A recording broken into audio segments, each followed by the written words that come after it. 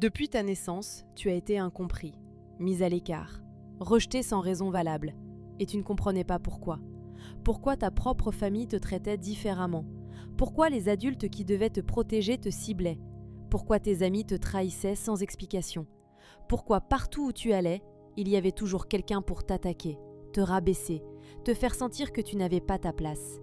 Mais aujourd'hui, Dieu veut que tu comprennes la vérité. Tu n'as jamais été le problème. Tu étais dans une guerre spirituelle invisible.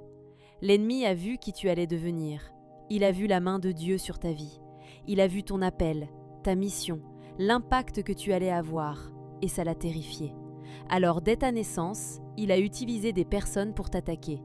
Pas parce que tu avais fait quelque chose de mal, mais parce qu'il voulait te détruire avant même que tu ne réalises qui tu es vraiment. Ta famille, tes amis, les institutions, ils ont été des instruments.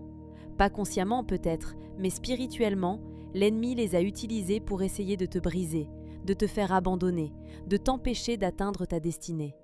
Et pendant toutes ces années, tu combattais sans même le savoir. Tu te levais chaque matin malgré la douleur. Tu continuais malgré les trahisons. Tu cherchais encore l'amour malgré tous les rejets. Tu combattais dans l'invisible contre des forces que tu ne voyais pas. Et tu es encore debout aujourd'hui. Oui, il y a eu des moments de doute, des moments où tu voulais tout lâcher, des moments où tu ne comprenais plus pourquoi continuer. Et c'est normal, tu es humain.